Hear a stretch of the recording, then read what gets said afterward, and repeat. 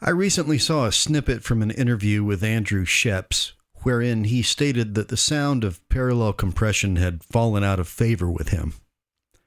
But the key point being made in that segment was his insistence that it doesn't matter how crazy the parallel compression sounds when you solo it. That all that's important is what it's doing for the mix as a whole. This makes perfect sense in context of the oft-repeated conventional wisdom that in the making of mixing decisions, soloing should not be overdone. I'm of two minds about that. On the one hand, I get it. A soloed track can certainly sound ugly when stripped naked, but ready for the prom when clothed in the rest of the mix. On the other, I can count on more than two hands the number of times I've been bothered by something I could not put my finger on until I found that finger palpating a wart on the body of a soloed track. A quick solo at least reveals those warts from the get-go so that, should they protrude through the mix's clothing, you're able to quickly pin them down. Anyway, I digress.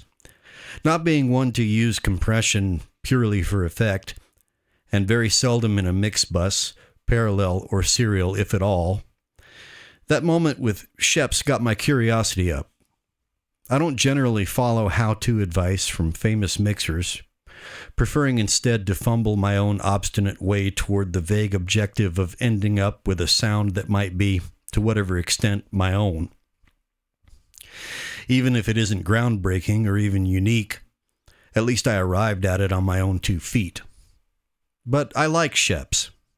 Or rather, I like the way he comes across as a person. If Scheps was sitting next to me and he said, "Hey, why don't you try this?"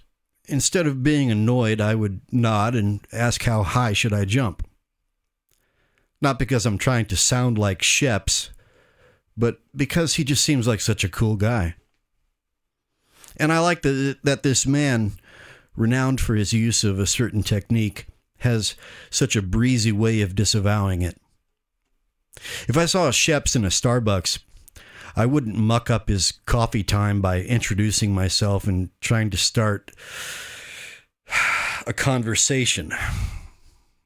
Instead, I would have a package of biscotti sent to his table in the hopes that he would ask the staff to point out to him the person who sent it. Then I would sit there at my table, slightly frowning as I scribbled intensely in my yellow legal pad, pretending not to see him out of the corner of my eye as he looked at me.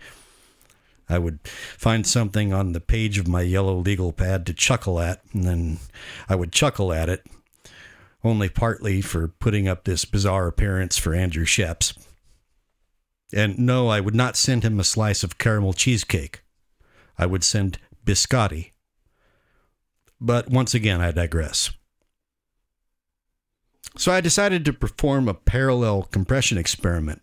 And of course, I decided to go about it in the most Airwindows way I could think of, by using StoneFireComp, a multiband compressor built around Kalman filters. If you don't know what those are, suffice it to say that in terms of applications, they have a lot more to do with satellite navigation than with DSP. As in 99.99999% more to do with the former than the latter, with the 0.00001% being the uses that Chris puts them to in Airwindows. Set properly, StoneFireComp can output a signal resembling one that is output by a standard compressor. But, as Chris is quick to point out, where's the fun in that? Oddball behavior is where things like this get interesting, and it basically comprises the whole point.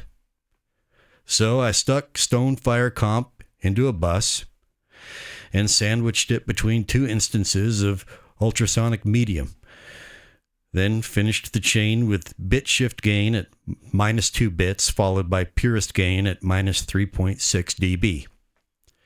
This was to keep the DSP math as clean as possible, while obviating any need to pull down the bus fader.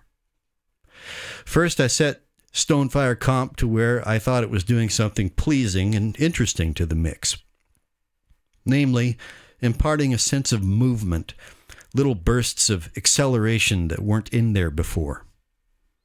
The effect was noticeable to me, but then again, I've heard this song at least 1,000 times.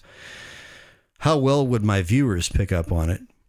Even if they were inclined to want to hear something, anything, so as to give me the benefit of the doubt.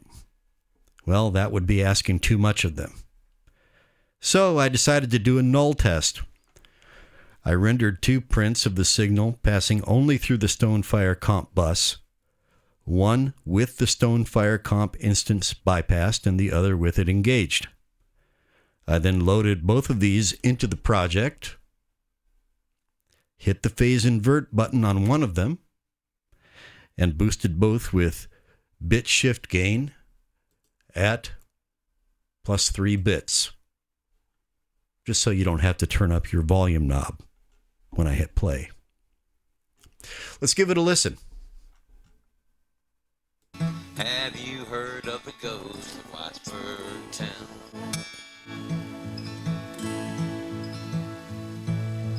He's always got work to do. The widow's mule is too old to plow, and there's no more milk coming from the coddled cow. Well, that's enough of that. Listening to this delta, the first thing that I was surprised to note is how completely and utterly it went against my expectations. Before, I said that in the mix I had perceived StoneFireComp imparting little bursts of acceleration, which implies positive bursts in amplitude. But this null test revealed quite the opposite. The sputtering we hear is fully to be expected from a plugin like StoneFireComp. But it is sputtering that cuts or recedes into gaps in the signal instead of sputtering that pokes up and protrudes. It is indeed imparting a sense of movement, just not the sort of movement that I had thought. So at first I was inclined to pronounce this experiment a failure. But then I remembered good old Andrew Scheps, who says emphatically and unequivocally that it doesn't matter how bad you think the soloed signal sounds. What matters is what it brings to the mix as a whole when blended back in. And then I got to thinking a little bit more deeply about why I like the sound of what StoneFireComp is doing in that full context. The delta does not consist only of sputter. That sputter disrupts a faint full band signal. StoneFireComp is also adding a little bit of weight and fullness to the mix. But since it exists in parallel to the main signal, when it sputters and cuts out on whatever frequencies are triggering that behavior, in those gaps there might be details in the main signal that, if only to a very tiny degree, seem to poke up in a psychoacoustic sort of way, which could be thought of as another sort of movement over and aside from the sputter itself. So, while I'm not yet ready to declare this experiment a success, I'm not ready to call it a failure either. I'm going to print masters with StoneFireComp and without, and see how they A/B in the usual translation tests. At the very least, this process has been interesting and fun. I'll close this video by playing the song while muting and unmuting StoneFireComp, the StoneFireComp bus, and maybe you will tell me in the comments to what extent you heard the differences, if at all. So, away we go. I'll start with the bus muted and kick it in.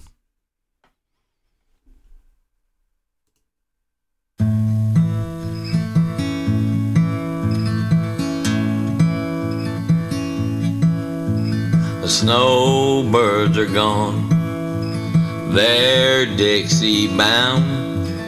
I can't fly, but I made it to the south. I met a couple friends, the brothers Brown, and I know a man clearing the Sand Lick Cemetery grounds. Have you heard of the ghost of Whitesburg town?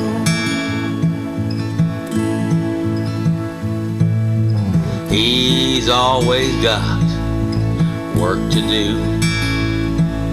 The widow's mule is too old to plow, and there's no more milk coming from the coddle's cow.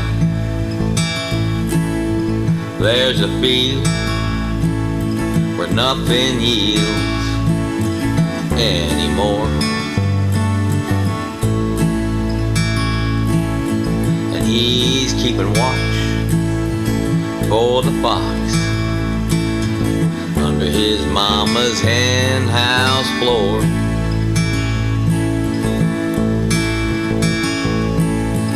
That gray ghost is pedigree, his blood runs through the Confederacy. He's handing out the Almighty's word and letters from his legacy. With everything, the seasons change, but you can bet the ghost will remain. These old mountains are his playground. Yeah, I know the ghost of Whitesburg town. I met a couple friends, the brothers Brown, and I know a man clearing the Sand Lake Cemetery ground. Have you heard of the ghost of Whitesburg town? Yeah, I know the ghost of Whitesburg town.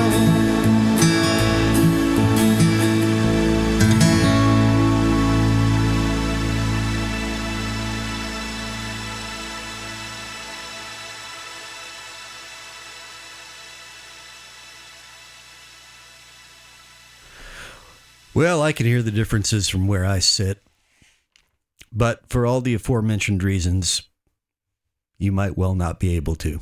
But if you'd be so kind as to do so, please let me know in the comments.